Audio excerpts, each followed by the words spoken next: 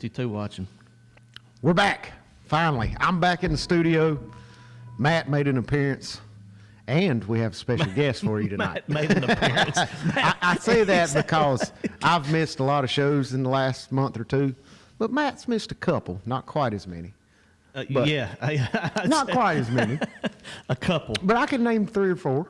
Wait, first of all, I didn't miss any shows because if I'm not here, the show did not happen. Yeah, so you missed them. It's your fault.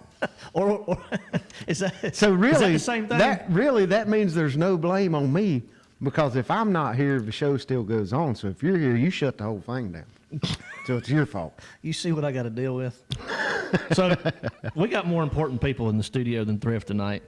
We do. We have arguably the best. I'm not gonna argue. He's the best angler in the world. Right now. I mean, you're ranked number one. I don't in the think world. you can argue. Number one in the world. Period.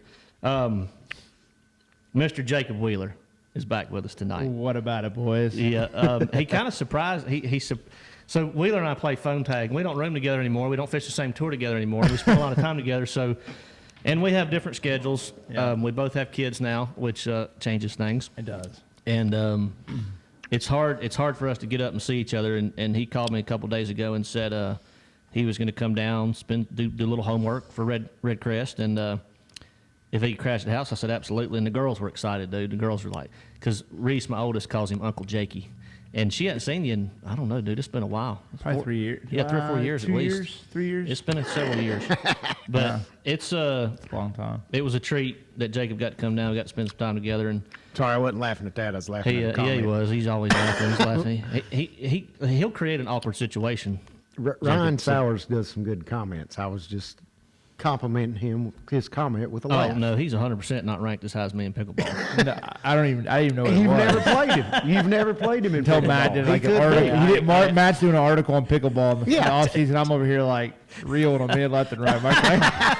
See, that's so funny. My boy Kumar called me today. We did a little Q&A. We did a little Q&A. And one thing he asked me was about like pickleball? no, just the off season in general. I'm like, yeah. Like, why Jacob and Brian are out there getting better every day. Matt's playing pickleball, not fishing. He's out there sitting in a deer stand. Yeah, that's right. He's out there playing pickleball. You didn't even. I was going to say, you kind of got into hunting pretty good. Did you not hunt much this year? I did not get a chance to. It's sort of tough. I don't know. I had a lot of stuff on PD side of things, on a lot of stuff with companies this year. And so just come to the point where I was like, and really, that's your only time to be home. So when you do have other work, you don't want to be gone more than you have to be. Exactly right. And especially when you have to fly in and out of places and go and meetings and even in the fall, it was pretty hectic. So I was like, all right, you got to, when you have little time to spend with the family, the quality time is pretty important. Well, we know how busy your schedule is, and family life too, with the little man running around. I know we were talking about him last night, but you said 15 months. He's 15 months, man. He is a mama's boy through and through. That's the way they are. It's unbelievable. Jacob told me he had a theory on why he's not walking yet. Yeah, he's not walking yet. Every time. Now listen, if my wife's on, she won't be watching. She's dealing with 2 kids. She might be. Now they should be actually close to sleep. Olivia's not asleep yet. It's only 6 o'clock where you're at. No, I'm on Eastern time. You're still Olivia's asleep right now. Oh no, Hudson's asleep right now. Olivia's asleep like in 45 minutes. It'll be a little bit more. That's her bedtime. 7:45. Yeah, 7:45. God, y'all got him trained up right. I got a lot of stories. We can't get into right now. But so Hudson, he is like, standing up, pushing things around, but won't walk. Right. Yeah. Every time. Like, he is a good kid, really good kid, like happy-go-lucky. Every time Alicia walks in the room, hey, get over here, and she goes over there and picks him up. So it's like an automatic, like, here it is sort of deal. So I'm pretty sure, I'm pretty sure it might maybe be because of spoiling him and picking him up all the time, but I don't know. Nah, that's not it. Does he crawl much or? Oh, he's a man. He crawls everywhere. Yeah. See, Cooper and Wiley, they never crawled. They just like bam, they're walking. Really? One day. Yeah. How old were they? It's about a year. About a year. Yeah. And it's boom, done. Yeah, that's not something you want to rush. I mean, No, they're going to learn to walk. Don't worry about that. because you know what happens. You have one. As soon as they start walking, they start running, and then they start getting into everything. Well, that's yeah. what's it. And you have a brand new house, Yeah. which is awesome because you're gonna. I hope you're not like I am or like Brian is, because I'm a little OCD. Brian's super OCD. Yeah. And like the paint on the walls. And what kind? Did you get flat paint? I was fixing to ask that. I don't. I mean, Alicia built everything. So Okay. I don't. You don't know really- what kind of paint's in the house. No. Have you been at the house yet? Yeah, just a couple days. I'm kidding. Just know you're going to have to repaint it in about 6 or 7 It years. seems that That's all way. you got to know. It- No. 6 or 7 years. Well, you got to let it go Hudson will that be long. 6 or 7, 7, 8. Yeah, that's not true. yet. You Just probably wait 10 or 12. years. We've Yeah. had some stuff go down here already. You're just like, Just accept it, roll with it, and don't worry. 10 years later, just redo Yeah. everything. you do it Oh, all. yeah. Just redo it all. Okay. All right, so let's get in. I already Or see, let like, it get flooded and then you can get it redone. Whichever one works. I can tell you how to do that. So there's 2 ways. You can just pull the line off your back of your toilet, or it can pop off like it did at Thrifts. Or a buddy of mine, I'll tell you, this is a good one. I haven't even told you this, but a good friend of mine, I won't say their name, but their son decided that it would be cool one day to turn on the upstairs sink and plug the hole Oh, before God, they plug left the the overflow. house one day. Oh, God. So they came back and that's right, house was flooded because their son just wanted to play a game. Gee. That's not what good. Hudson will be doing when he's walking. Yeah, that's not good. Oh, yeah. But beautiful house. I haven't seen it in person. I've seen pictures, seen the layout, but man, I know y'all are happy to be in there, and you're right on the lake too. Yeah, right on the lake. Now you got your dock done. I do. Now, did you get your pontoon back after it floated off? Yeah, I you got that too. That was the thing. That was nuts. Yeah. All right, tell us what you can, because I've got a bunch of comments already. Yeah. So tell us what you can about the new boat, and I'm gonna make everybody jealous because I actually got to like get a full blown like. Yeah, I sneak showed Matt. peek If you got to last look night. at I it. mean, it's parked in my driveway, Yeah, so I got. yeah, so you had to look now at it. nobody show up in my driveway to try to get a sneak peek of this boat now. Well, actually, we're gonna lock it up in the shop where nobody can see it anyway. So, but yeah, tell us what you can about the new boat. So about a couple months ago, announced that I was going to be building my own bass boat, basically, and so with that, sort of was a teaser. Obviously, I'm not back there, designing it. You're not laying fiberglass I'm not out. laying fiberglass in the back room, no. But I was able to come on with a company called HCB. They make center console yachts. And that being said, they make these 53 footers up to 65 feet. Yeah. Some really cool things in the saltwater world that we really don't have in the freshwater world. And there's some crossover stuff that they've been able to possibly bring into the boat.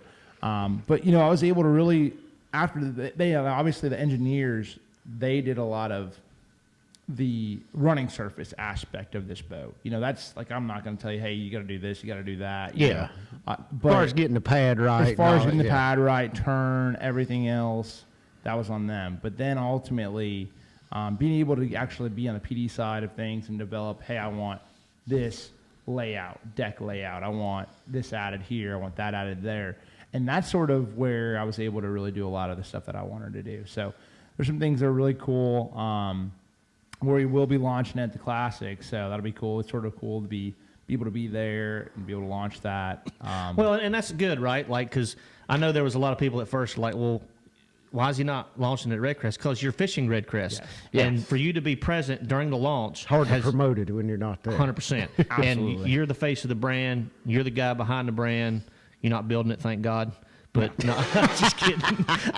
But in all honesty, like it's a good it's a good business decision. It's the way to do And it. it's And, pretty cool too, because I think that you're probably the only bass fisherman that's like actually had that much input and design on his office. Like, Yes. Yeah. and that's pretty neat. That's like a new thing for the industry. You might start a trend. Like I could see other companies maybe getting on board with that. That's pretty cool. So there's several questions here. You talk about the features and some of the things that you wanted in the boat, some of the things you didn't. Without spilling the beans, because I know you're doing the unveiling at the Classic, is there one cool little feature you can tell us about that or are you going to get in trouble? I might get in trouble because obviously the one that I really like, I can't really is the one I really Well, like. give us Plan B.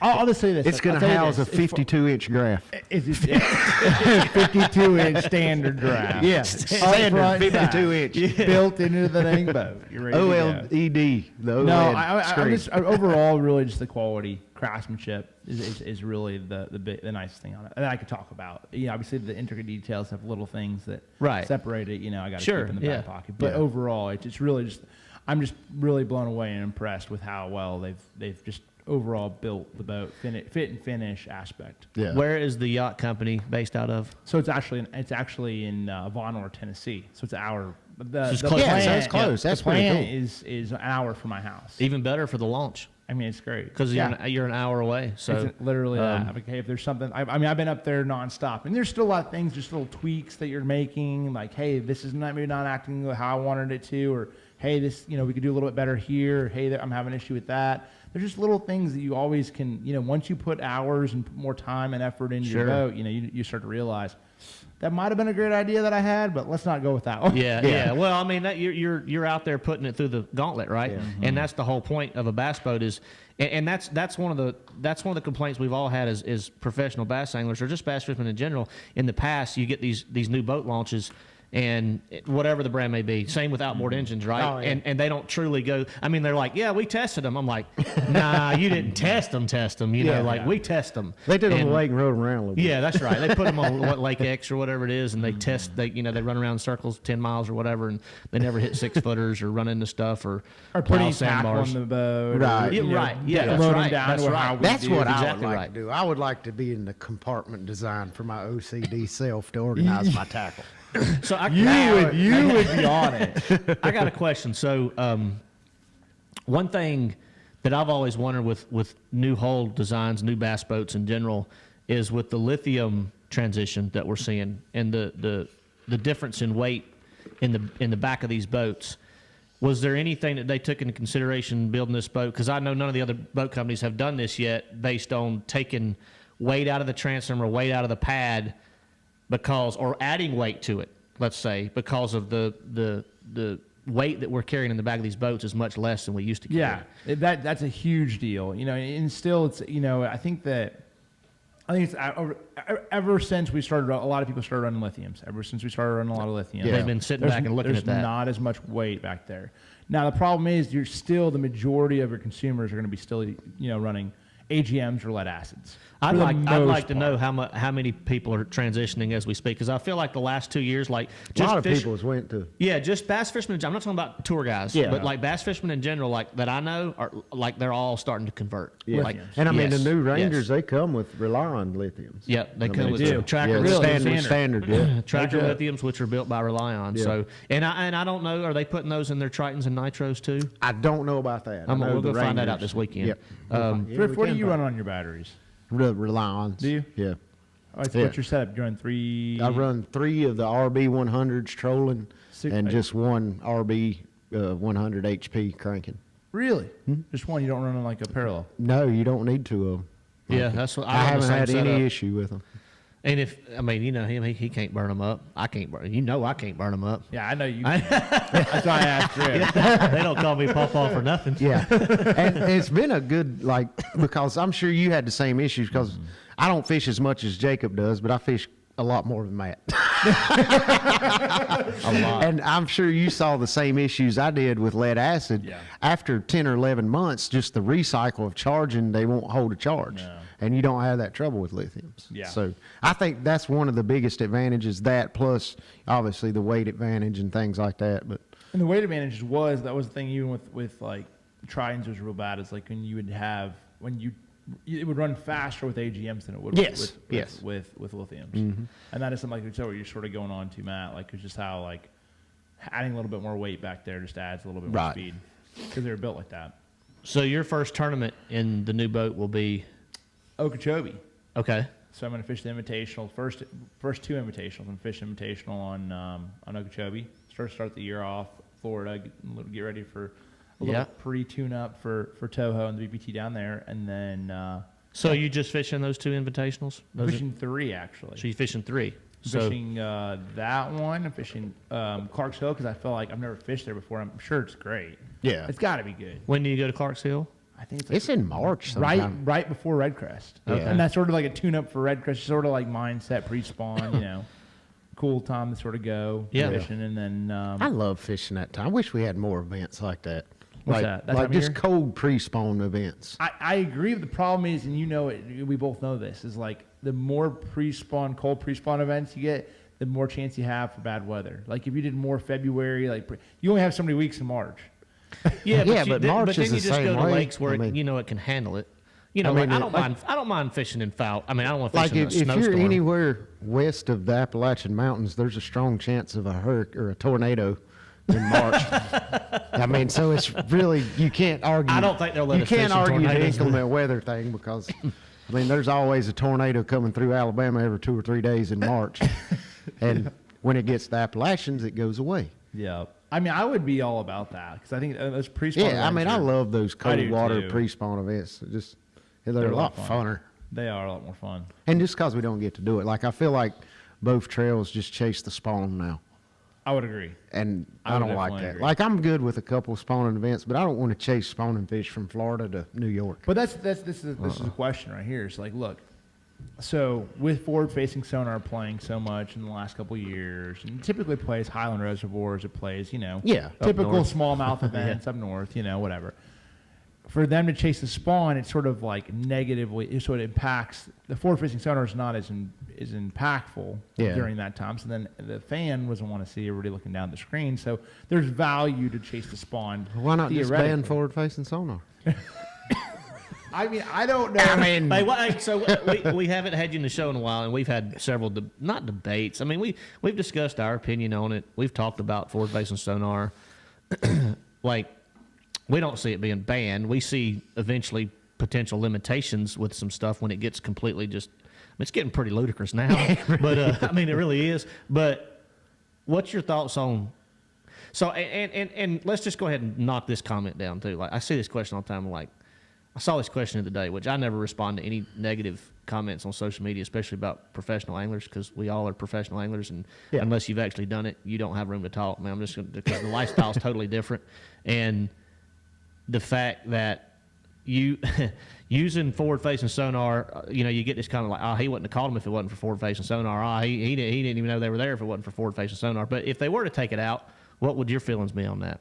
I mean, you've done well. Any way you cut it, you've caught them. So, like, I've been fortunate, since 2016, in the FLW Tour, I've not missed a top 10 in points since that year. You Like, just in any ruined my tour. trivia question. In any tour. No, I'm just kidding. That wasn't my trivia So anyway, question. so what I'm saying is, no matter what that is, if you're a good fisherman, you're a fisherman for the Yeah, most part. correct. Like now, I've taken advantage of it and understand it very well. Right. Which is done. I've when I need to use it, I use it, but then I also turn it off when it doesn't work. And like the Ozarks last year, to spawn tournaments or just fishing shallow. Like you gotta sometimes just run down and fish. Yeah. And I think even in a 5-fish tournament like this year, you might utilize it to catch a limit, and then all of a sudden just run around and try to get 2 big bites. Right. Right. You know what I'm saying? So there's things that's still going to change, but I wouldn't have that much of an issue with it. I don't think in any way, shape, or form it's going to change. I just think it's so tough now having it to not have it anymore. And I think this is my only problem with it too, is like it stinks. Tennessee River bass fishing now it's really tough. Not tough, meaning everything's been found. Right. What's cool about forward-facing sonar is like I might find a group of fish. You might find this group of fish, and you might find this group of fish Right. in this creek arm, right? Mm-hmm. And today they're in the back, and you're catching them, and it's like, okay, you reel them in. Tomorrow they're halfway out here, and no one knows where they're at. And I find them, or you refine them. Like they constantly are moving. So therefore, what it's really cool in that standpoint is like it's not a spot. It's just a group of fish Right. that you have to constantly relocate. And so then it's not like that lake's just going to be, once you have the spot, you're the man. Right. Like it's like how many Tennessee River tournaments are you graph over a dang school of them and practice? There's 100 of them there. If you Yeah. get there first, if you get a boat number 5, you're there first, you drop 20 pounds. Right. That's Yeah. not the way it is.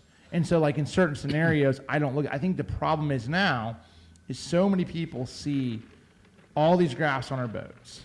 They see all these giant screens, all this money that's wrapped up into it. And realistically, I just literally said this the other day. 90% of what I do, I can do with an HDS9 up front and an HDS9 in the back. Now, it's great to have all the screens. It's Yeah. nice to have that. And then when And if fishing- you're afforded the luxury of having it, you've got to have it to compete. yes, and if you're fishing Yeah. against the best in the world, that's what Yeah. we do. Correct. But 90%, I mean, I fish those cup events, and I'll fish offshore and the same thing, no problem. Thrif's done it several times. You know, it's like you can make it happen, like no problem. So it's like I just think a lot of it's the fact of everything new, and it is the fact. That's what of, people flock to. Yes, It's kind of comparable to the Alabama rig. it Like, is. like if somewhat. if you think about it, I mean, 'cause when the A rig first come out, and I don't know why they banned it to this day. I still don't know. But even then, you had your Andy Morgans. People like that were still making top tens and winning tournaments with the A rig. Like the only Yeah. thing changed was the bait they were throwing. Yeah, 100%. The top 10 players didn't change, just the bait they were throwing changed. It's I kind got- of the same way with forward-facing sonar. Brian B took the exact thoughts out of my mind, and you said it really, really well. That it's simply a tool Yeah. to add to our toolbox, and knowing when to say when. I mean, that's part of the game, right? It's all up here, like knowing how to use it. Number one, you've perfected that, but then knowing when to say no. And Right. knowing when to move, when to do this, when to go to the bank, when to come off the bank, when to leave a fish that you're staring at your freaking bait for 10 minutes and you can't catch, whatever. But it's simply a tool, and it's just like giving, college baseball players wooden bats. Yeah. You know what I'm saying? Like the Absolutely. good ones are still going to separate themselves. Right. Absolutely. So, in that aspect, I think it's good. I do think technology is. I'm 41 now. Brian's 42, right? 43 now. Sorry, excuse me. And just in the time that we've been in the industry, the evolution of electronics is mind blowing. Oh, yeah. I remember when I first started, I had a little like Lowrance LMS 520 with like a screen this big. Yeah. You remember those? Oh, I had an eagle that would pop up the actual little goldfish. Looked like Oh, yeah. looked like the Little goldfish goldfish cracker. symbol. Yeah, and it'd beep, and I'd turn my fish beep on when Oh, the fish yeah. would pop. And I don't think that was. Yeah, I don't thought think I ever saw a bass in my was life a on that deal day. because I had GPS the first time. I was like, Yeah. man, this is I didn't have nice. GPS on Like my I don't first have to boat. line up nothing. I got GPS. Man, when I was fishing, we was triangulating stuff, dude. Like, Oh, like, yeah. see that white roof on that dock? You see that row of dogwoods right there? You see that big oak tree? Right? Yep. Yeah, like that. We were Same trying. Yeah, we were triangulating. So, all right. So you mentioned your 2 invitations, Okeechobee, Clark Seal. What was the third one? Lake of the Ozarks. Okay. Oh, that'd be cool. Yeah, I'm gonna fish that one. When is that one? Like first week of May. Okay. So you See, have. I was going to go with Eufaula in Oklahoma. For you. Like I was thinking about that just because I've never been there. I thought about that one. And too. I was like, man, because I love going somewhere I've never been before. And yeah, that- I do too. Just it's refreshing. yeah. That's a really big lake, isn't it? Yeah, it's huge. Yeah. So Yeah. it's funny because I've always heard about that lake, but every time somebody says Eufaula, all I think is Yeah, Alabama. me too. Because I know. I've never fished that lake that you are talking about, but I've heard good things about it. I've seen Yeah. good things about it, but I don't even know when the last time a major tour was at that lake. Do y'all? I don't know if they've ever had a major level tournament there. Like, Yeah, I don't know if they're really. I don't know if I've they're- never I know heard it's a of good it. fishery. I know it's like one of the better fisheries in Yeah. Oklahoma. Huh. Interesting. It spreads. It's pretty big. Yeah, it's huge. yeah, it's huge. I So think. Jacob's schedule's lining up. You got 3 invitations. You got the BPTs, Red Crest, obviously. Yeah. And so what are you fishing this year? 12, 13 events I roughly? think it's like I haven't looked at it exactly like number wise, but I think it's like right at like with the team series and everything else. I think it's like right at 13. Okay. Speaking of team series, has the championship aired? No. No, Okay. I don't even know how it ended. You're not supposed to know till it airs. But people know who made it, right? Because I've seen. The people that were in it, that's it. Well, Oh, they made it. I've So seen some of the team there's- events on TV. There's And see so who made- there's like you have a championship. You have like qualifier. Then you have like semifinal, and then you have championship. Yeah. So what was the most That's recent one? Was the qualifier. So championship? the guys who've made it. So I've already qualified with my team to go to the semifinal round. Is that public information? That is public information. Okay. Semifinal round. Okay. That's why I said. He's sharp. Can't get nothing out of him that's not already out of it. He knows not supposed to be there. All right, so y'all got questions for Jacob? I mean, we got him in the studio tonight. crap, It's been I a while. just It's turned been my like phone. 3 years since you've been in the man. studio with us, I think. There we go. Got it. You okay? Yep. You my okay phone over just went. Okay. If you see a question that you want to address, It says Bass Hunt, Midwest Bass Hunter. Jacob, how do you feel about the new BBT format? oh, the 5-fish format. So don't give me Thrift's answers. Whatever you do, like he's like, I don't care either way. Well, what would you prefer Red Crest be? Well, I don't care. Yeah. It's No, like no, when no. I had New in the studio. Like, what's your favorite lake you're looking forward to on the schedule this year? It doesn't matter to me. I'm gonna catch bass at all of them. Well, You know, I mean, that's the kind of answers I get in the studio. Give me something better, Jacob. no. So my opinion on that deal is Thrift and I've talked about this a little bit as well. Yeah. It just comes down to I was I'm a big fan of the format. My biggest thing. Well, you've dominated in that format. I enjoy catching bass. Right.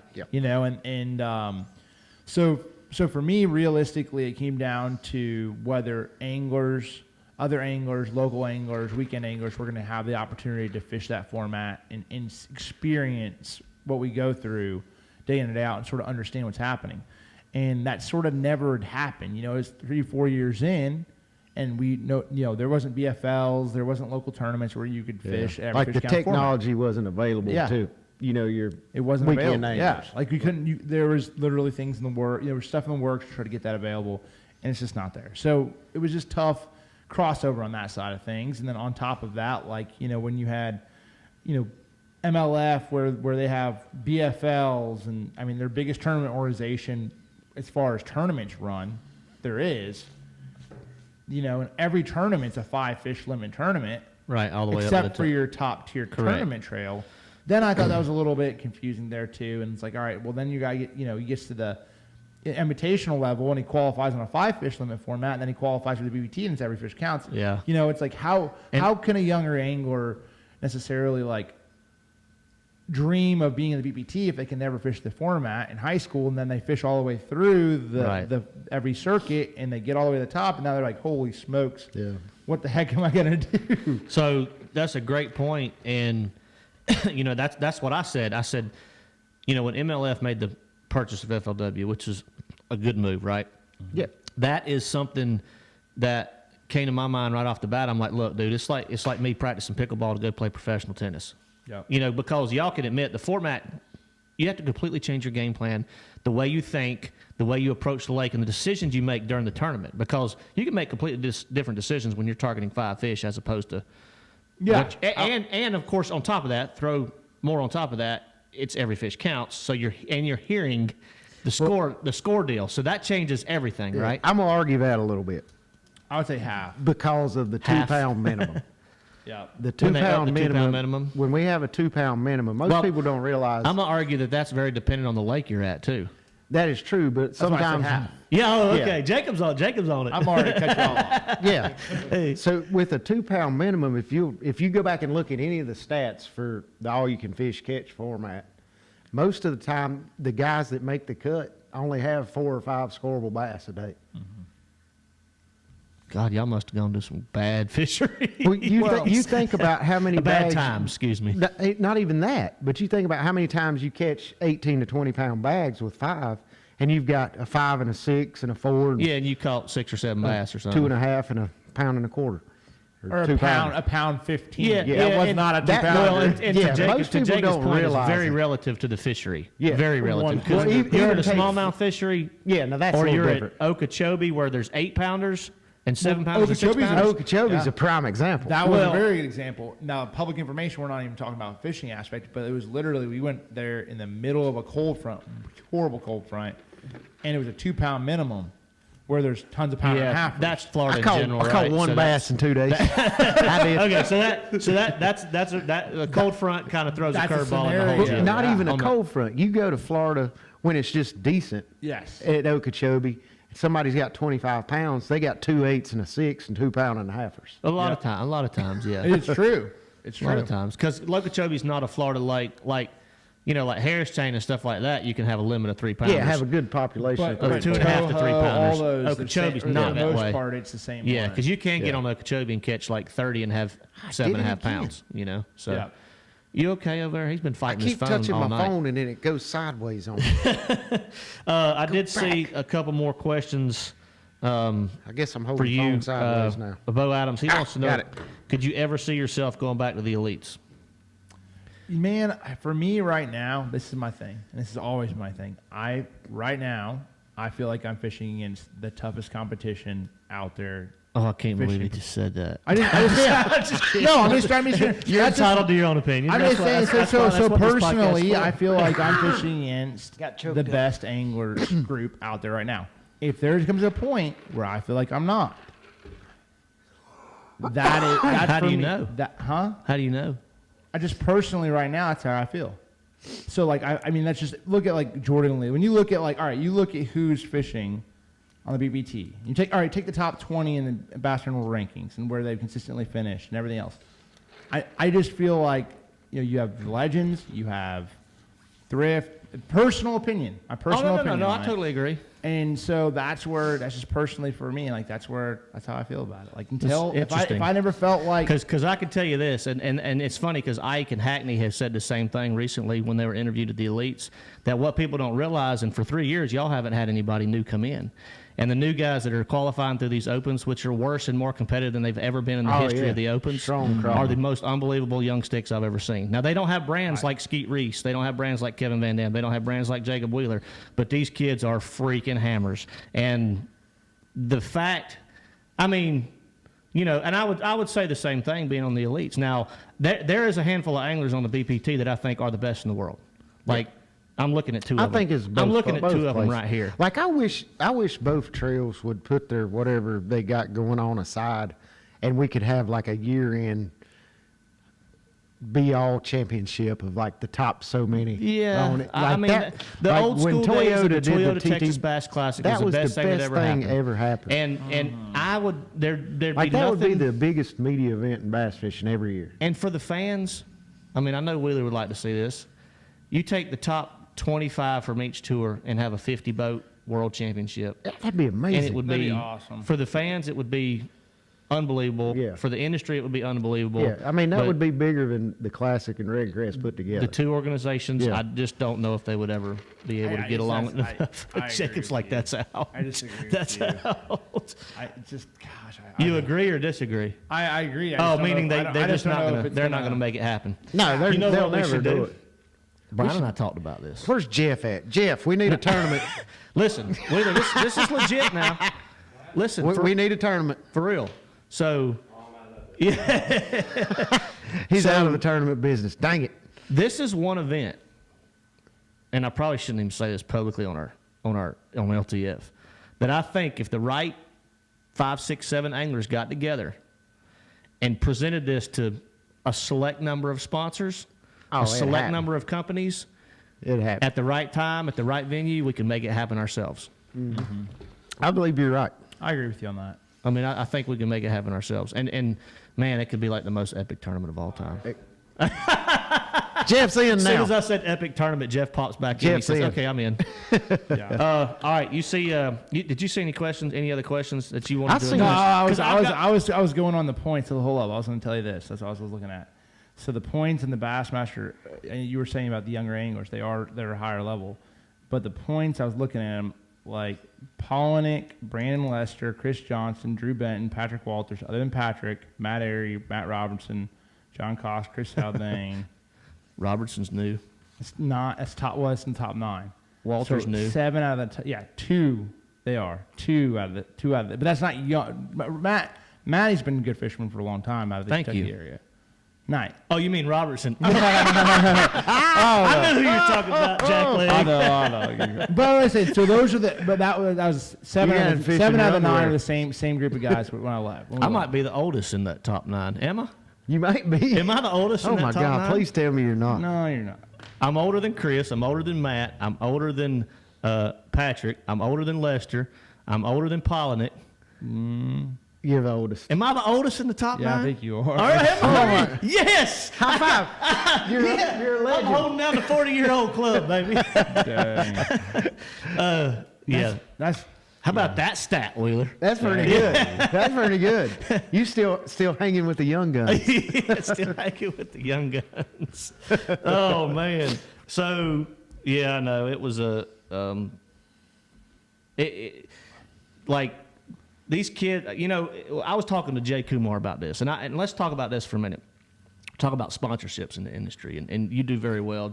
Brian does well. We're all fortunate right now, and that we've been in the game long enough, and we've had successful careers to and have great sponsors that back us, right? But I'm seeing more challenges with the younger anglers as they come into professional fishing, and something's got to give, right? Because the sponsor dollars seem to be harder to get, and when you do get them, it's like this company A and this company B and this company C. There's not 50 different companies now, like Right. there used to be. Yeah. So you've got Everything's getting bought up by the same entity. correct. So I want to hear your take, because you always have a very educated response to all my questions, and but just the industry in general, and like advice to a rookie elite guy, rookie BPT guy that makes it, and he's fighting an uphill battle in the sponsor side of things, right? I mean, they all are if they're just now getting into the sport. What would your advice to be to those guys, and even guys at the AAA level fighting to get in, to try to figure out how to work an angle, right? Because of the way it's setting up for them. Yeah, I think it is really difficult. Like right now, it's probably one of the tougher times to get into the sport, just because there's so many anglers trying to get into the professional ranks, and Yeah. it's tough. I mean, I wouldn't want to try to go back and try to do it all over again. I think about that a lot. I do too. Like I think about when I started in 07, and I think about if I was that same kid in his mid-20s, would I do it now?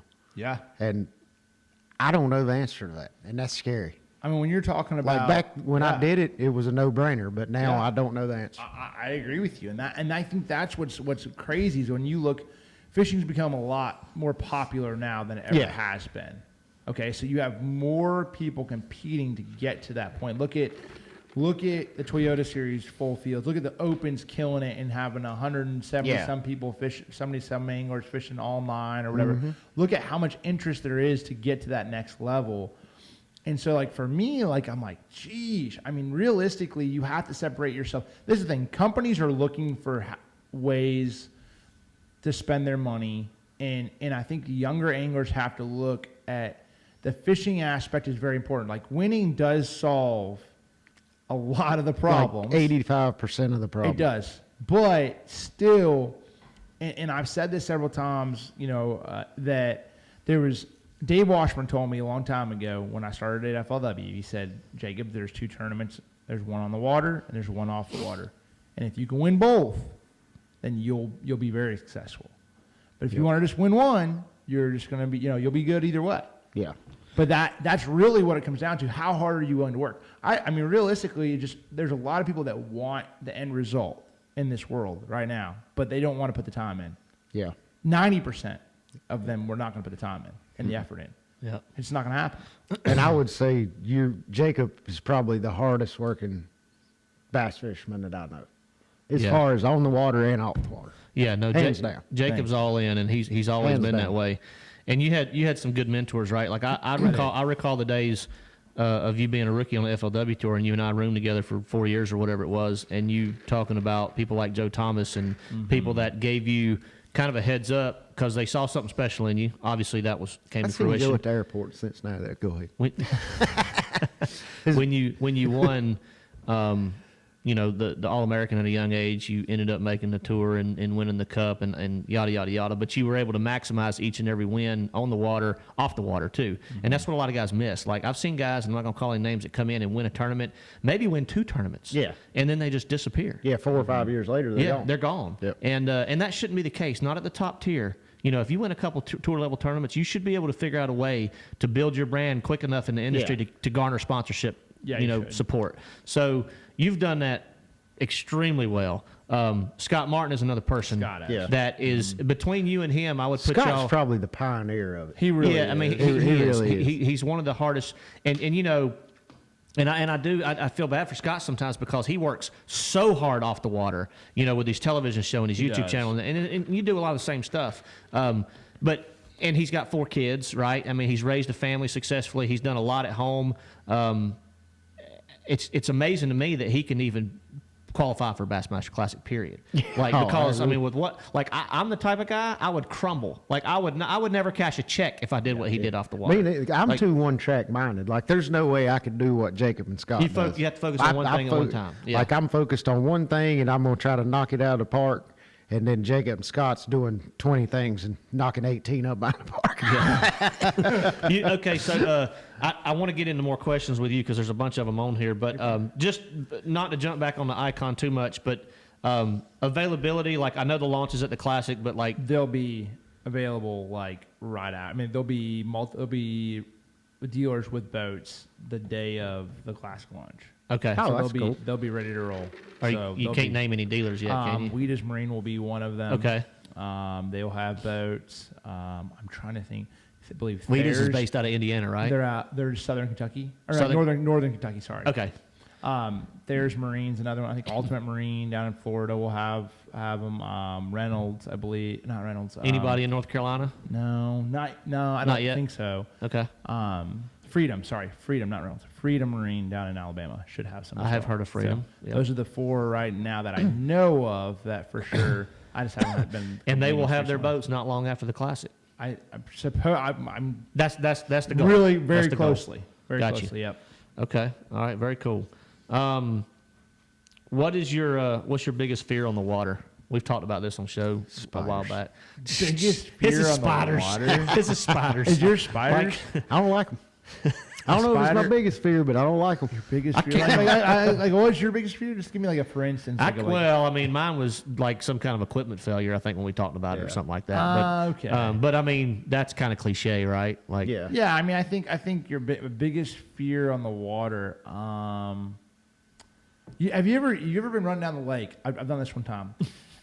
You ever been running down the I lake? run down the lake a lot. All Yeah. right, you run down the lake and you're going as fast as you can. Like you're running, you're like it's flat, I'm just chopping. You're getting up there, that thing, it's lifting. It's like, oh yeah, we're just chopping out there here, and all of a sudden, a rogue 4-foot wave. Dude, I did that. I don't think I've ever done that. I've done that twice. No, I've done that twice. Dustin tells a story. DC tells a story about the one time he did it on St. Clair. He comes out of the river. And he said, that's the only place I've ever done it. Yes, Was in that yeah. river. Yes, he Off said of he a comes out off there. of a He barge said, way. yes, he said he come out of there and he said, Yeah, because it'll be like a half a mile or a mile. Correct. you just don't even, you don't see it, and you're running as fast as you can, and you're just launch it. So I did that on the St. Lawrence River one year. That like flipping your boat and caps. After doing that a couple times, I'm like, It can happen. You sit back and you're like, dude, Those are the ones you don't tell your wife about. you do not. So Those are the ones. one- That's not my biggest fear, but the people are probably in their mind, or they're getting ready to comment saying, "How do you not see a barge wake?" But what we're talking about, tell them what we're talking about, Brian. Yeah, so they'll be like the barge wakes will be like a half a mile or a mile behind the barges. Like you've already went over a wake at the barge and you're like, oh, I'm good now. So you're up trucking. Yeah. And then you just hit this giant wave. This is the one that comes out the back of the barge. Yeah. Yeah. So you know they got It's they just got a the big normal swell. wake. yeah, the like 2-footer. Correct. The Yeah, 2-footer. not- This there's is a like 2-footer and a This 5-footer. is the 6-footer. The Yeah. 6-footer on the backside. And exactly what Brian said is exactly what I did. The thing is, it's not white capping; it's Yeah. rolling. It's a correct. roller, so And it's it's not. one. It's not white capping; it's one, and you're just like or two, and you're just ripping it, and you're just like. And when you finally see it, you're at 65 or 70 miles an hour, and you see it, and you let off as fast as you can. There's nothing you can do. No, and it's always when it's slick calm because It that's is. when you're running out. Yeah. You're You're like, oh, you're this is wide open great. throttle. There's no wind to blow the top off of it so you can see white cap. If it's rough, it's not as bad Yeah. because it'll blow the top off of Yep. it. And you can You're see the white exactly- cap. But when it's exactly slick right. calm, you got to watch them barges. You better watch out. It's so funny because I can see that. It's exactly like, I mean, I'm picturing it right now. Like you get through the initial barge wake, and you're like, like, I yeah, got all this." right, we're good to go. And then you just floor it, and then you just eat it, and you're like, and then then you're completely airborne, and it's like Oh, slow yeah. motion. And then you come down and you break everything in the boat. Yep. But Trolling motor, rod So, straps, everything's I got a wrong. question from one of our CCBA fishermen here in the county, Cleveland County Bass Anglers. It's a youth organization that we help with, and he wants to know, because we've heard Brian's opinion on this multiple times. He wants to know if you could pick one, would you go with your active target or your 360? I'd use that. I'd use the 360 for a brush pile. No. If you had to use one and not the That's other. what I'm saying. I would throw the 360 in the water right now for active target. Oh, okay. Hands down. Okay. I would use it as a brush pile. That's what I said. You would use it as a brush I just drop it off. I'd use the 360 to lick the brush piles. No. I said, look, for me personally, like, yes, like for me, now, Brian was like way ahead of the curve on the 360. He knows it better than Yeah, he's a 360 magician. Brian Thrift just probably look at knows the it. 360 better than any other pro on the planet, personally. He understands how to read it better. I feel like it. He does. Yeah. He understands it better. His advantage a lot of times on the front end. He understood it better than anybody. He was on the front end of that before everybody was on the front end of like 450 That's Sonar. exactly right. You Like, were. I feel like 5 or 6 years ago when 360 first came out, I was at that point in my career where Jacob is with forward-facing Sonar right now. Yeah. But that's kind of where You I was were at. you were on the front end. You knew everything. You knew when you seen what you Yeah. were seeing when you saw what was happening. Like it just, that's exactly what it was. But that's what I'm saying. Like Thrift was like, but there's still scenarios. You know, a 360 is great. You know, there's some times when like having an overview of what you're actually seeing out there, and being able to understand, hey, there's a grass point right here. Yeah. Like you got to understand like. Or a Every ditch little or bit of every bit of information helps us. We have 2 days of practice, so every little bit of information helps us decipher the lake a little bit faster and break it down. So like where a guy that just knows that lake, it might not be as big a deal, but like when you're trying to cover the lake in 2 days, it's gonna be tough. Isn't that something, Ryan? Smoke can master his 360, but he can never manage to find the live chat on YouTube on his iPhone 8. Tyler can, though, so I'm good. I don't have to worry about it. So, That's my English choice, trouble. real quick. Y'all I know, still got an iPhone 8. That's my trouble. we do have a trivia question at the end of the show. We've been a little sidetracked tonight because we got Mr. Wheeler in the house, but we give away a heavy-duty English Choice custom weigh bag, give away an English Choice hat. We do that in the show with our trivia question, and as y'all know, it's sponsored by English Choice Marine, so they are the presenting sponsor. The English Choice Open house. Open house this Friday and Saturday at Martinsville. I think they're open from 12 to 5 on Friday. You know the hours on Saturday? I do not. I was going to say 12 to 5 on Friday. Do you know the hours on Saturday? No, I do not. But, But this anyway. Friday, Saturday is Martinsville. Next Friday, Saturday is Spindale. Spindale, yes. And we'll both, you're coming to Spindale too? I'll be at both. I'll be at both shows. So both of us will be at both shows. Really looking forward to it. I know Trent's I called him, talked to him today. They are already, preparing for the open house in Martinsville. So it's going to be a great setup and a lot of fun. If you're in the area, come out and see us. There's a great line of pros. I know Andy Montgomery's going to be there, Terry Scroggins, several other guys at Martinsville. Hank Parker's going to be in Spindale with us, and John Cruz. So it's going to be a fun 2 weekends. And we're not just there just shaking hands and saying, hey, we're going to be doing a little educating too. We're going to be doing little seminars, I think, in Spindale for sure. I don't know what the Martinsville schedule is, but I'm sure we'll be chit-chatting it up there. I know Andy Montgomery will be there with us. Yeah. Terry Scroggins will be there with us. I just said all that. Did you? Well, just like you tell me, I don't listen to you. Perfect. Every time I'll be over here saying something, and then he'll repeat me, and then I'll say, I just said all that. He's like, well, I don't pay no attention to you. It's hard to constantly be reading comments. And somebody else is doing this, and then you just like, what'd you say? So, I'm usually better at Andy I know it's multitasking a than little this. bit more difficult. I can But see he that. got me. For I'm once, starting he to got realize, me. like, what do you say? That's the only reason I did it, because you've got me so many times. I was like, yes, I finally got Matt. I Well, got it back doesn't at hurt him. to repeat that Exactly. all these pros are going to Exactly. be at the open house. But Andy Green did say the Saturdays are from 9 to 3, so a little bit longer on Saturdays.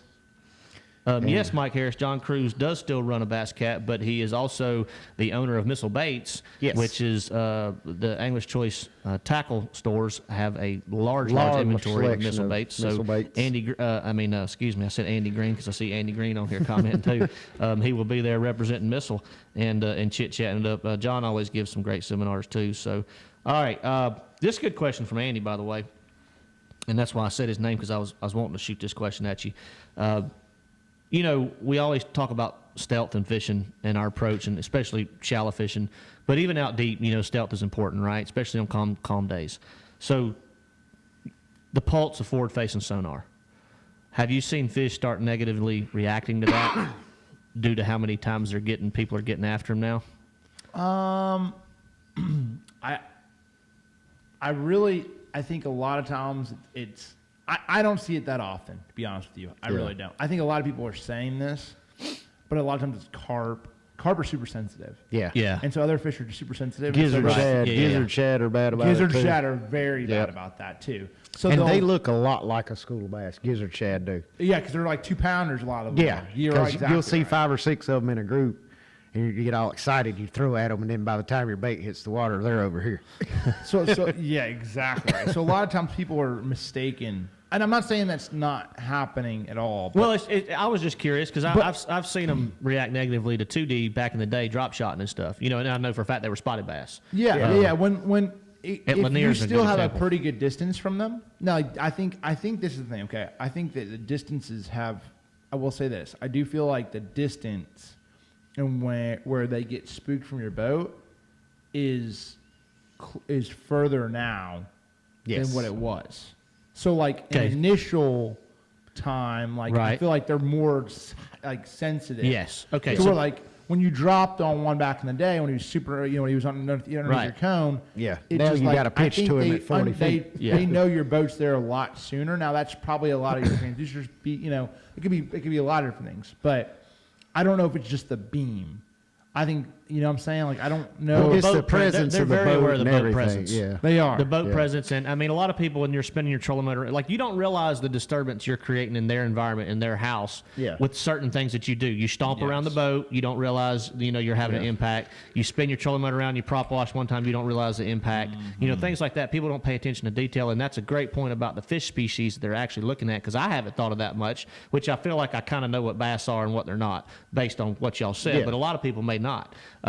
Another thing, I mean, it's a perfect example. Back at Moss, 10 years ago, 12 years ago, we could catch them 12 foot under the boat on 2D sonar on a drop shot. Yeah. You can't do No, that you anymore. can't do that They now. run. They disappear like that. Yeah. On forward facing sonar, you can still catch them as long as they're out in front of the boat. Yeah. But it is definitely a different ball game. And to answer Andy's question, Jacob said basically yes, because if that window is starting to I Get think further I out? think it is. I just don't. The problem is a lot of people are taking it like, oh, they're running from it already. Oh, yeah. No, they're not running from it. Yes, they're adapting. Yeah. Okay, that's what they do. When they see Yeah. when you threw an They get Alabama rig the pressure, first they get- time, yeah. they adapt. Yep. They bite it like crazy, then they get released a whole bunch of times, and they realize, hey, that doesn't. No, I'm not going to do that anymore.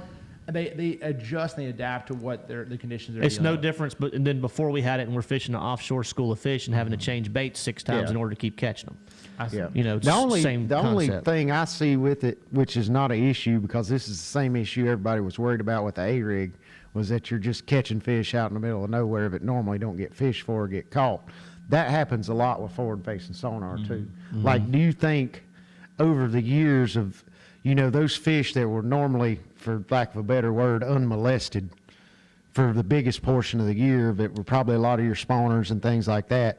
And 10 years from now, with the advancement of forward-facing sonar, what's it going to do to those fish that pretty much support the population of bass in a lake? And they're starting to get caught and they're getting pressured a lot. Is that going to? I mean, overall, long term, are we going to see a decline in population of bass in our waters, or? I mean, that's a really good question, actually. I've thought about that myself. I'm like, because even catching them deeper, the mortality rate's a lot higher, Right. and so it's like, I mean, I think, but at the same time, like right now, okay, for instance, Yeah. when it gets really cold, sometimes you can't even pick them out. Right. On forward facing. You know what I'm saying? When it gets cold, they get towards the bottom. You're not, a lot, hey, they're suspended. There's a lot of bait in the area, something like that. Yeah, Right. okay, you're going to see them. But like a lot of times bass do such a great job of hiding. Yes, They In the do. fall. And the other thing is how fast they are. You never realize how fast a Yeah, bass, they're how quick. fast the bass is until you actually start trying to track down a group of spots and Yeah. in the fall, and they're just swimming around, they're schooling, they're under here and there. So I don't know, because I think they're just getting smarter overall. I think that, back in the day, I think 2 years ago, you cast a lot of those fish and you catch those fish. Yeah. Now I think those fish are adapting, and yes, they're getting more pressure out there, but I don't know if it's going to negatively impact it, because I think that it comes to a point, like, still they're so random. Like, there's some fish that are just random out there. Yeah. Like, there'll be one out there just out of no, just sunning himself out there Ow, in I a little know. pocket. You're like, what the Yeah, heck what are you doing over there? And I've said for years, because I've noticed over just being a fisherman my whole life, of how many times, like starting way back in the day when I first started fishing, like you get a loose loop of line on your spool and you'd just fire a bait out in the middle of the cove to get that loose loop of line out, and you pick it out and wind up and one's got it. Your bait's like out in the middle of nowhere. That's the fish we're catching on forward-facing sonar now. Yeah. All right, We so just conceal them and target them. before we leave this topic, elaborate on something for me, Jacob. We all talked about it, and it's through our experience that we kind of all can identify what bass are, what they look like. But give a couple people that have asked the same question, you know, a couple pointers on how to tell the difference on forward-facing sonar from bass than some of the other fish we just mentioned. The biggest thing, I mean, you know, for the most part, is the bass will always react to your bait. For the most part, they'll follow it, they'll look at it, you know, they might not, they'll turn off of it. They're curious. They're a lot more curious. And you, obviously, if you, depending on what you have as far as forward-facing sonar goes, the density of a bass, I could tell an active target. Like I can say, hey, that's a bass. Like versus a carp has a different look to them. Like might have a little hazier look, or might have a carp. You know, a catfish will have a different look to them. So now if they're swimming, you know, and then also the swim, you know, if they're swimming fast, you know, it's like you can just tell. Like if it's a 10-pounder down there, it's like, all right, that's not a bass. You know, off the rip, just the overall size of it. You're out there on Lake Norman running around. You're like, I don't think it's a 10-pounder. So there's some things that are just common sense, and then other things are just takes time to sort of play around with. But typically, day in and day out, you're going to have, if you throw a swim bait over a bass, he's going to come up, and he might not swim all the way up there to it, but he's going to come up a little bit and look some at it. kind of You're reaction. going to get some kind of positive He's reaction. going to give something to you to where you're like, okay, he saw my bait. Yeah, that's a bass. Okay, cool. Yeah. And they set up, they're shaped a little differently. They're seem to me they're a little cleaner and crisper than a lot of other game fish, especially like a catfish, or I mean carp. I don't know, carp look pretty. I mean, like especially yellow carp, to me they look a lot like a largemouth, but they don't. I don't know. A yellow carp? No. Like, I mean, we have a lot of 2 to 4 pound yellow carp around here. So if you're where they're really big, it's different. But Are like, they in big groups? Sometimes they will, sometimes, but sometimes they're like 2 or 3 Singles, together. Yeah, couple of them, twos. and sometimes singles. Yeah, like They still kind of have that fuzzier. they're a little bit more carp, inconsistent. But like Yeah. the Asian carp on Kentucky, like in places like that, they're easy to tell the difference, right? Catfish to me are really easy to tell the difference. And the clearer and crisper the pictures are now, it seems to be a little easier, obviously. But like Jacob said, I think a positive reaction from the fish is the number one telltale sign that it's a bass. Yeah. Most likely. You know. All right, we got questions rolling in left and right. We got time for 1 or 2 more, and then we're gonna jump into our trivia question. But the one question is, if you had one bait for forward-facing sonar fishing exclusively, what would you choose? Probably just a swim bait. Just a swim bait, Single swim largo bait. shad, you know, like a 4 and 3.5 inch. It's like you could fish it in 20 foot of water, 10 foot of water, 2 foot of water. Yep. It's just like that's just the most versatile for that. You know what I'm saying? Right. You cover all the water column. Yeah, too. that's what I'm saying. Like if they're in 35 foot or they're from 100 foot to a foot of water, I can use it. So. And that's what I what's would the do. one you throw mostly? I throw a 3.5 inch largo shad is what I throw. The It's largo shad. It's Storm makes it. It's Yep. like, that's personally it's like a really it's a good action, has really good action, kicks real well, and it's bite size, like a good size. Like it's a good size. Yeah, it's like an in like between. a big one's gonna bite it, but a little one's not gonna not bite it. Exactly. Not gonna not. I like it exactly. I'll use a 3 inch. I'll go a 4 inch, but like 3.5 is about the perfect in between. Yeah. All right, you've got a few more tournaments. You're not fishing any invitationals, are you? Ryan? No, I'm just fishing the BPT. Yeah, all the BPT stuff. Yeah. The number one tournament y'all are looking forward to all year. Huh. You go first. I Thrift. you know, for me, probably. And it doesn't have to be because you're fishing for $300,000 at Redcrest. It doesn't have to be just cause it's Redcrest. For me, I'm looking forward to Cayuga because I think Cayuga's going to be unbelievable. What? Cayuga? Yeah. Cayuga. There you It's go. called Cayuga, actually. Is it called Cayuga? It's pronounced Cayuga. I've never heard that in my life. It's Cayuga. Are you It's sure? Cayuga. Yeah, Cayuga. Because when I say this to my buddies, am I going to look stupid? I now? mean, maybe I'm wrong, but I mean, You're I'm gonna pretty look sure stupid. that's a Cayuga. risk you're willing to take. You'll find out. Cayuga. If you convince it like Jacob did, you I mean, won't I'm look stupid. pretty confident with that. It's Cayuga. Any of y'all live up at Cayuga? Y'all let us know how you pronounce Cayuga. it. I'm going with Cayuga Cayuga or now. Cayuga? I'm going with Cayuga now. Cayuga. So anyway, so Cayuga. God, No, turn that my one's gonna be phone sideways that's gonna be a cool one just because all right, we're there, a good pre-spawn, lake. spawn, Yeah. and we're there like early. So that's the Oh, one y'all thing- are there pre-spawn spawn this time. Yes. Oh wow, that could be. Oh, So he's it over could there be- shaking his phone again. I'm sorry. Dude, every time I touch it. It's gonna be unbelievable. We have Like, a that second from place Tom is Haley. insane. Jacob is pronouncing it right. It's insane. We've had like this year. I mean, it was like That place is full of like 4 and 5 pounders. it's unbelievable. And Yeah. imagine the time we're gonna be there. It's gonna be you're just gonna be catching them however you want to. And the Yeah. smallmouth there is what when we went there is what surprised me, just the sheer size of them. Like you Oh, don't realize how smallmouth, many they're giant big. smallmouth live there. You Yeah. don't realize how many 6-pound largemouth actually live in that lake too. Yeah. Like I mean, that's what's gonna be crazy. Is like I'm gonna be honest with you. I think it. We have two-day tournaments basically is how our year's set up. So our final 2-day event. I mean, it's gonna take over 50 pounds to win the 2-day event. Yeah. For the final 2 days. So spawn. I mean, I would think that would spread y'all's field out a lot more too on that lake. Yeah, Like if it's more pre-spawn yeah. spawn as opposed to. it will, and it will. But a lot of it depends on weather. I mean, if we got a nasty north wind, it may not. yeah, I know it's. Yeah. What's the date of that tournament? I think it's like right or like May? middle of June. Okay. Yeah, so it should be stable by then. Pretty Yeah. stable. Yeah. It's the Okay, middle of Brian. June.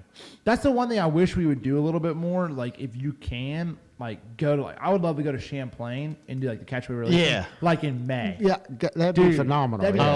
Well, insane. technically that's illegal, right? Like state No, law. no. Season's not open yet, is So it? like season, like even we're fishing the tournament up there. You on can Cayuga. catch and release fish. It's catch and release. Yeah. Oh, okay. So we're okay. fishing I didn't think they allowed Yeah. you to intentionally target I that think species. Canada is still like no fishing. Yeah, no fishing at There's all. a- Okay. Okay. We're That's- I think Champlain, U.S. we can- all U.S. waters are just they have a catch and release season. Correct. Got you. So like Okay. they have kayak tournaments up on like Cayuga and like Champlain and stuff at Okay. that time. They have Yeah. like paper tournaments as well. Like anybody can do it because we catch way release.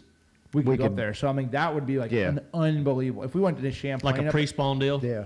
Yeah. Oh, would be because fun. that's the thing is like I think the biggest thing like even like when we went to Toho a couple years ago, In June, God, In that June. was phenomenal. it was phenomenal. Yeah. Like we need to stop. Like that's one of our problems. Like Yeah. as organizations, we always will go the same lakes, the same. Because they want to time. chase the spawn. That's all they want to do. I agree. So I But mean, to Jacob's point, it's a catch-22 because, and I've talked to a lot of fans and a lot of people that watch our sport that are like, I cannot watch another forward-facing Sonar yeah. dominated tournament. I cannot do it because I'm not learning a dang thing Yeah. unless I'm dialed into his screen, which would, Yeah. which is- that's what's going to have to happen. yeah, right. But And that's but gonna there- happen But in- there again, If not this year, if I'm next dialed year. into Jacob Wheeler's screen after he catches 25 of them and I see him catch 25 of them, do I want to see him catch 30 more doing the same thing? You do because you learn a lot. I mean, there'll be so much knowledge you'll learn. I mean, I watch it. I mean, because think about this, okay? Oh, You're a computer nerd, though. No, but think about Right. this. Think about how many millions of views on YouTube a gamer has while he's playing. Oh, You're you're watching him right. play a I mean, video I can't game. argue It's that, the which has exact always blown same- my mind because but I'm not. But it's real life programmed like that. situation. It's Yeah, a real it life is. fit. It's a living thing. It's you're Yeah. you're There's a lot targeting more something. video gamers than there are fishermen, though. Yeah, That's the video, dude. Yeah. The video gaming world is absolutely unbelievable. Yeah, it's I mean, ridiculous. like the YouTube following for that stuff's like a. Yeah. It's unreal. It blows my mind. You know who's huge gamers? Like all they do is bass fish and play I heard Cobb was. Cobb and LaHue. I heard that. Yeah, like you wouldn't think so, but that's what they do. They bass fish and they play. I don't even know what game it is they play, but they're like addicted to it. But yeah, Hey, I'm not gonna lie.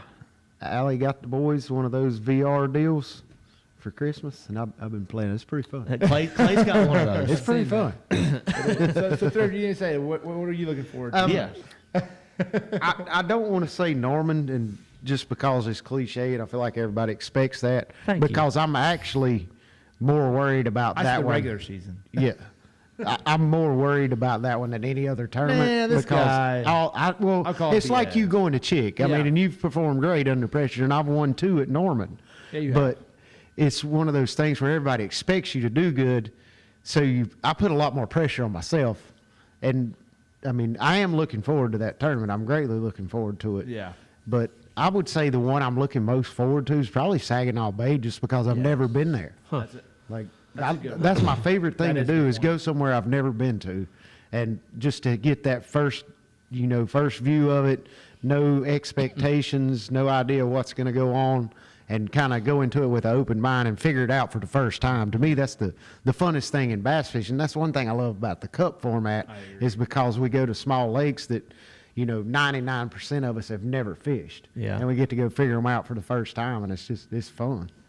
Yeah, and I'm not gonna say the classic just because it's the classic, because it's Loudon and Tellico, and I could think of 10,000 better lakes to go to. But It's a great venue. it'll though. be a great It's venue. great It'd be a huge turnout. And Knoxville's unbelievable. yeah, I'm gonna say just because it's been a long time since I've been there, and I know the lake is fishing. It's really on an upswing right now. I'm gonna say Lake Murray.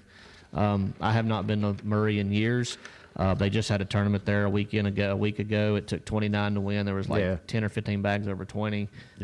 There's big fish in the lake. There's big fish, and that's funny that Murray's in that situation, because you and I, when we were in high school, that was a grass-dominated lake. Oh, yeah. And Still giant bags. And they caught giant bass. Yeah, like and mid everybody 30-pound said, bags. Really? everybody Oh, said yeah. when they killed that, it was all like hydrilla, millful, like just grass- Routinely took 32 to 36 to win. giant bags. So when all that went away, I mean, the Zot. Anybody want one? they put Wheeler wants a Zot finally. Now, Yeah. if somebody's calling You'll be us today, addicted, said man. something like, I don't want a cherry Zot. You want orange? Beggars Yeah, can't orange. be choosers. Orange. We got yes, blue let me throw raspberry, you another. watermelon, strawberry. Find me a blue raspberry. But what's odd about Murray is that everybody complained when the grass went away, and they put these big giant sterile Asian carp in there, and it eliminated the grass. Well, immediately after they eliminated the grass, the fishing was unbelievable, because all those giant fish just would hold on anything they could find, and they would bite and yada yada yada.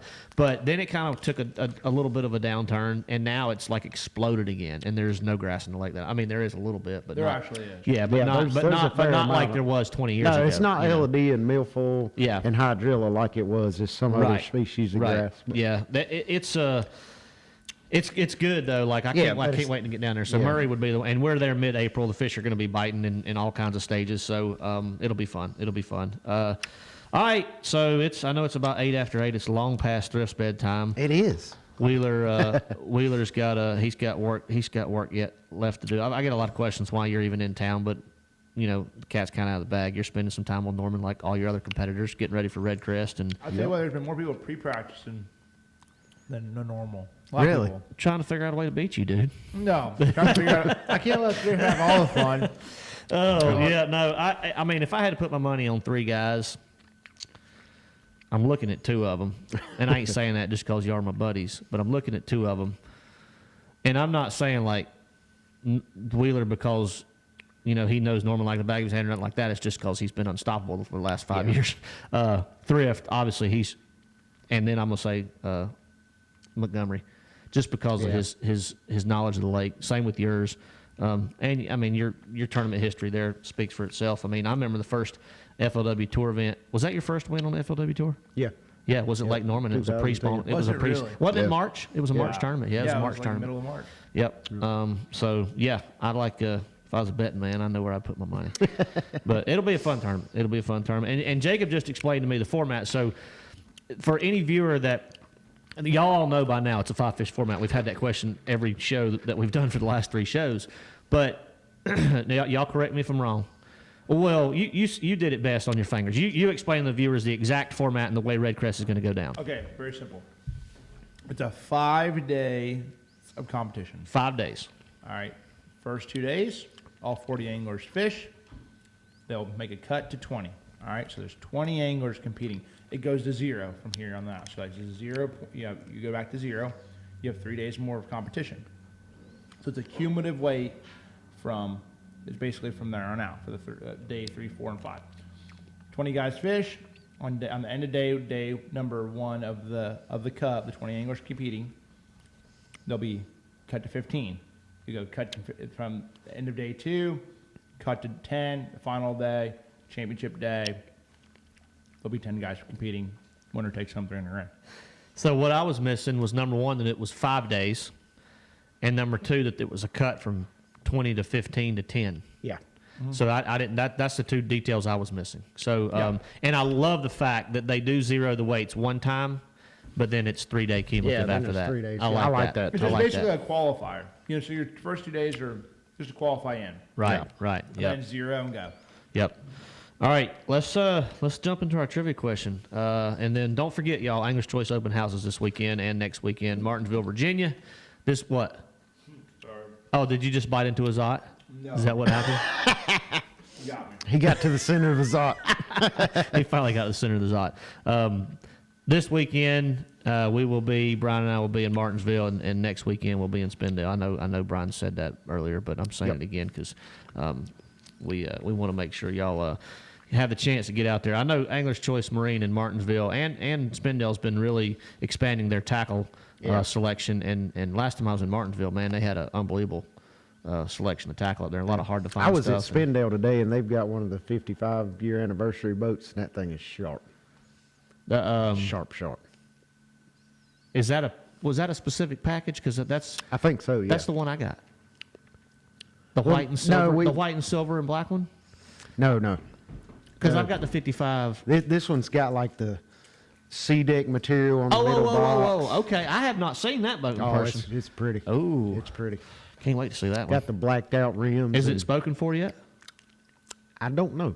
I Okay. don't think so. I can hear you sucking on that. That's a good shot. Microphone. It's good. It's going to It's town really on good. that. That is pretty solid. He's going to town. It on is, it. actually. All right, trivia question time. And y'all know if you win the trivia question, send us a message on our Facebook page and we'll get your prize pack out to you ASAP. But obviously, our trivia question revolves around our special guest, Mr. Wheeler, tonight. And it is pretty amazing. And I actually, I had text Thrift to come up with one, but he never got back to me, so I had to do it myself. But, Well, which is I nothing did come new. up with it. Huh? Oh, did you? Yes, you said you was going to call Tyler. Oh, that's what it was. He didn't come up with the answer. though. Thrift came up with the question, and then I basically got. I can't get. I get no respect here on the show. I None. utilized all my. Exactly. I utilized all my resources, so I didn't have to do it. Work smarter, not harder, right, Jacob? Yeah. All right. So here's a question. I hope I ask it correctly. So. Yeah, because you were confusing me when you was asking me what to do. So Well, Tyler did the calculation, so if it's wrong, it's Tyler's fault. But this is definitely going to be roughly. All right. So, all of our answers are right. yeah, that's right. Nobody knows really, The right? answer is whatever we say the answer is. so Jacob has been fishing the BPT for, is it 3 years now? 4 years. 3 years. This will be your 4th year. Yeah. Wait, this will be 19, my, no, 20, 21. This will be your This will be fifth. 'cause fifth year. This will be my 5th on the elites. This will be your 5th. So you fished 4 full seasons. Yeah. 32 events. I need to know how many top 10s he's made out of 32 events. Why are you looking at me? I know. Do you know? I know the percentage. I don't remember the exact You know the number. percentage. First person to answer correctly wins. And I mean, it's going to be pretty easy and it's going to go pretty quick. But all right, y'all help me here on the feed. I don't know If y'all- the just answer, I so- bet Jacob doesn't. I see an answer. don't know the I've got it. answer. I've got All it. right, we got an I've answer got already. it. All right. I hope y'all had the same. The first one I saw, I can't even get back because there's answers coming through so fast. Can't get I'm back to back. it. Call the name. I can't see it. You call it. I don't know what would. Oh, you got, you said you knew the answer. no, I know the percentage. This is going to end up well. Let's see if I can get back to it without it jumping back. On me I'm now. scrolling back. The answers are coming through so I fast. see it. Who is it? Mastcaster. Is that the one you got, Tyler? Mast caster. That's who I got, That is the Mast one we caster. all have. I finally got back to it about the time Tyler showed me. The answer is 21 out of 32. So 21 top 10s out of 32 events. I want y'all to think about that real quick. 66% of the ridiculous. time, Wheeler was in the top 10. Yep, That's amazing. I mean, that's truly amazing. that is amazing. And That's probably at something least that'll half never of those be. or more is top 5. Yeah, like I bet top 5s would be 18. Yeah. So out of those A lot 21, were top 2. out of those Yeah. 21 top 10s out of 32 events, how many of those did you win? 5, Yeah. I think. Okay. So that's 1/6 of the time, roughly. Yeah. So like 20% of the time. only he's winning. 18% of the time Or- he wins. Yeah, He wins 18% them. of the time.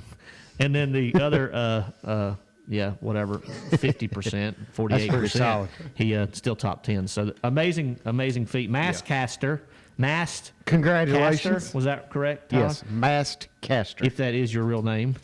Send us your shipping information on our Facebook page. Shoot us a message on our Facebook page, and we will get your hat and your weigh bag out to you ASAP. So, anyway, you got anything to add, Thrift? You want a green Zott, Wheeler? You got to try a green one. Try a green Why one. not? Wheeler, you got anything to Not add? bad. They're Pretty good, solid. aren't they? Where are they at? Is this like a I'm going to try a watermelon. Carolina thing? North Carolina thing? No. It's a Matt Arey thing. It's a candy I used to get at Cracker Barrel when I was a kid, and you can't find them anywhere. So Jeff ordered. Yeah, you can't find it. We have a One of our 40-pound viewers, bag sitting on the Chris, table. one of our longtime viewers of the show, sent us this mega bag of Zotts to eat on the show. Now, we had 4 100 bags that Jeff bought, like, I don't know, Matt a while back. disposed of them but they in got short order. They got destroyed. But there's one convenience store in Shelby that I know that sells them. Anyway, it's just one of my favorite candies I've ever had. See, he's had how many?